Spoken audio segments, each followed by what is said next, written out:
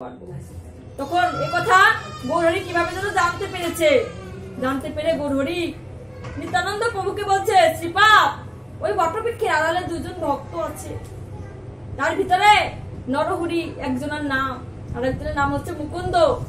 তুমি নরহরিকে গিয়ে বলবে যে তোমার সঙ্গে দেখা করতে চায় গৌরাঙ্গ। তখন ওই নিত্যানন্দ প্রভু গিয়ে নরহরিকে বলছে, কে নরহরি? নরহরি থরথর করে কাঁপছে, না জানি কোনো দণ্ড দেবে, আমাদের মতো পাপী তো আর কেউ নেই। সে কত দূর থেকে, শ্রীখণ্ড থেকে আজ প্রভুর সঙ্গে দেখা করতে এসেছি, এতে হয়তো পাপ হতে পারে, না জানি এসেছি, হয়তো পাপ হতে পারে। বলছে, আমি নরহরি। বলছে, প্রভু তোমাকে ডেকেছে, তোমাকে প্রেম ধন দিতে চায় প্রভু, প্রভু তোমাকে প্রেম ধন দিতে চায়, তুমি আসো। তখন বলছে, দাদা আমি তোমাকে রেখে যাবো, দাদা তুমি কত বড় ভক্ত, কত বড় মহান, তোমার হৃদয়ে গৌরের জন্য এত প্রেম, তোমাকে রেখে আর আমি আগে যাব? বলছে, যা ভাই, পাপে ভরা দেহ ভজনের যোগ্য নয়, আগে যা তুই ভাই। তখন নরহরি গিয়ে যখনই দাঁড়িয়েছে, মহাপ্রভু তার সঙ্গে আলিঙ্গন করেছে, আলিঙ্গন করে প্রেম ধন দিয়েছে। আর এই প্রেম ধন পেয়ে নরহরি ও সব পার্শ্বদের সঙ্গে হরে কৃষ্ণ কৃষ্ণ কৃষ্ণ হরে হরে, জয় শ্রীমদ্ ভাগবত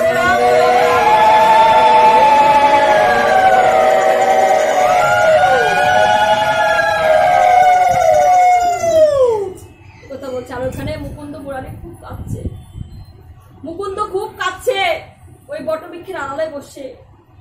এবার রাধা কৃষ্ণ বৈকুণ্ঠ থেকে রাধারানী কৃষ্ণকে বলছে, হা কৃষ্ণ, তুমি তো বড়ই কঠিন, জগৎবাসীও তোমাকে কঠিন বলে, তুমি আচণ্ডালে হরিনাম দিয়েছো, তুমি সবাইকে উদ্ধার করেছো। দেখো দুজন ভক্ত, নরহরি আর মুকুন্দ, দুই ভক্ত এসেছে তোমাকে দর্শন করার জন্য, কিন্তু তোমার হৃদয় এখনো কাঁপেনি, তুমি তাদেরকে ধরা দেবে না?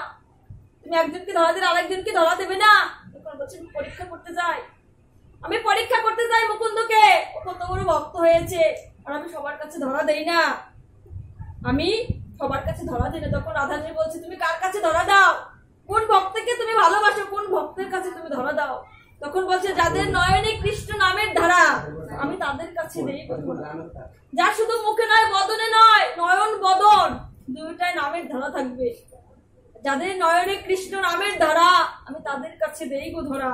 যারা কৃষ্ণ কৃষ্ণ বলে কাঁদে, ওই ভক্ত ধরে বুকের মাঝে। যারা কৃষ্ণ কৃষ্ণ বলে কাঁদে, যাদের নয়ন বাড়িতে, যাদের মুখে সবসময় কৃষ্ণ নাম, আমি শুধু তাদের কাছেই ধরা দেই। আর এই কাদা, যারা নয়ন জলে বুক ভাসিয়ে যে কাঁদে, ওই কাদাকে আমি ভালোবাসি না। যারা নয়ন জলে বুক ভাসিয়ে কাঁদতে কাঁদতে ধুলাকে কাদা মুক্ত করে, ওই ধুলার পরশকে আমি খুব ভালোবাসি গো রাধারানী। আজকে তাই মুকুন্দকে আমি পরীক্ষা নেবো, আমাকে কতটা ভালোবাসে।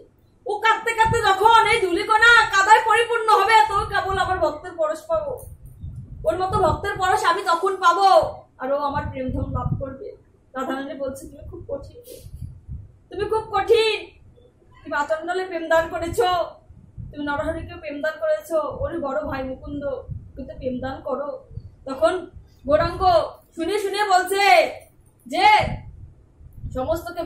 সমস্ত ভক্তবৃন্দকে সামনে রেখে বলছে, ওই মুকুন্দ, ও 100 জন্মেও আমার কৃপা পাবে না, যদি কৃপা পায় 100 জন্ম শেষ হবে, ওর পাপ খণ্ডাবে, তখনই ও আমার কৃপা পাবে।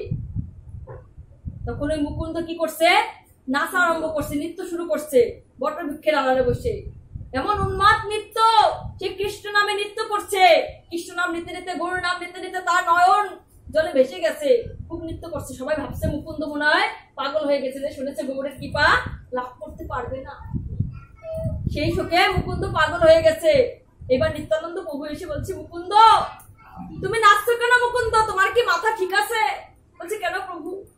আমি নাচছি এই আনন্দে যে আমার 100 জন্ম পরে কৃপা হতেও পারে, এই পাপী দেহ, এই তাপিত দেহ সে গৌর প্রেমে সজলে ভেসে যেতে পারে, সেই আনন্দে আমি নাচছি।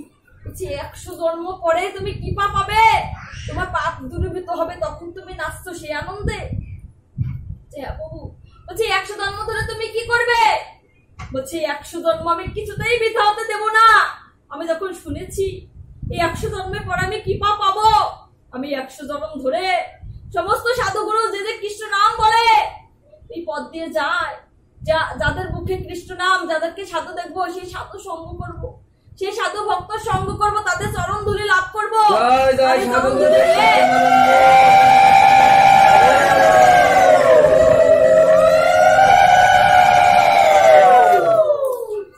আর এই চরণ ধুলি নিয়ে আমার এই তাপিত হৃদয়ের সমস্ত পাপ যখন দূরীভূত হবে, তখন আমি গৌরীর চরণ লাভ করবো।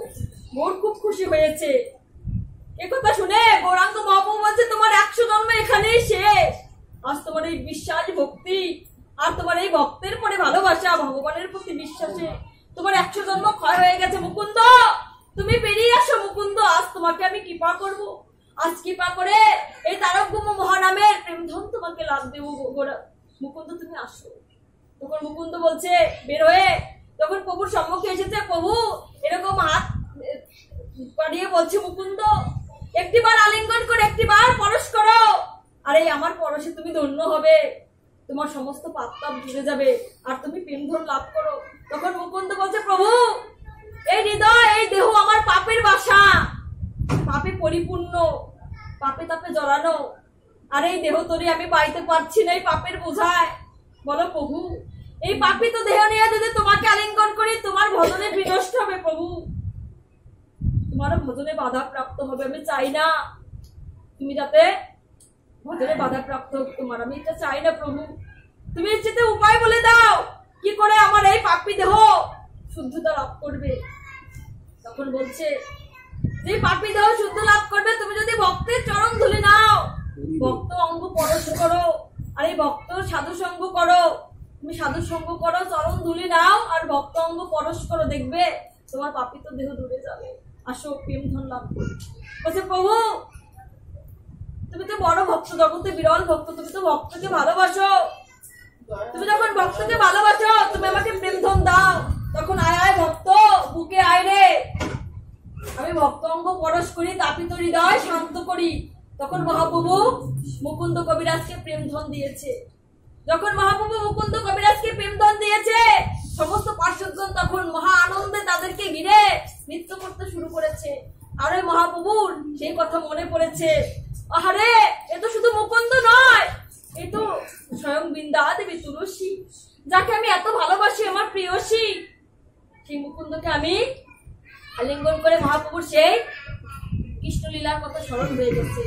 তখন নৃত্য করছে, যখন মহাপ্রভু নৃত্য করছে, গৌরাঙ্গ নৃত্য করছে, গোড়া নৃত্য করছে, তখন নারহরি বলছে, দাদা এ তো গোড়া নৃত্য করছে, তো গোড়া নৃত্য করছে।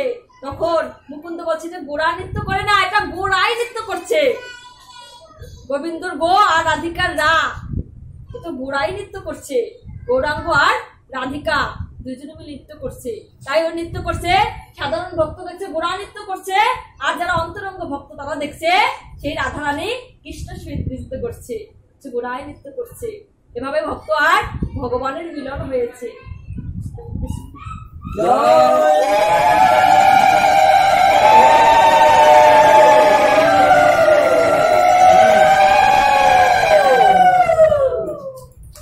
তাই উনিও যেন, এই গৃহকর্তীও যেন আমার শ্রী বর্ণিতায়ের শ্রীপাদ পদ্ম লাভ করেন, সেই নরহরি মুকুন্দের মতো প্রেম ধন লাভ করেন। উনিও যেন তাদের চরণে থাকতে পারেন, উনিও যেন বৈকুণ্ঠ লাভ করতে পারেন, সেই কামনা করি। সকল ভক্তের মঙ্গল হোক, এই গৃহের মঙ্গল কামনার্থে আজ আমি আমার পাঠ এখানে বিশ্রামী দিচ্ছি। ভুলতে টলে সবাই ক্ষমা সুন্দর দৃষ্টিতে দেখবে। সবাই বলে, ওম সর্বেশাং মঙ্গলং ভুয়াৎ, সর্বে সন্তু নিরাময়া, সর্বে ভদ্রাণি পশ্যন্তু, মা কচিত দুঃখ ভাগ ভবে। ওম শান্তি, ওম শান্তি, ওম শান্তি। জয় জয় শ্রী চৈতন্য।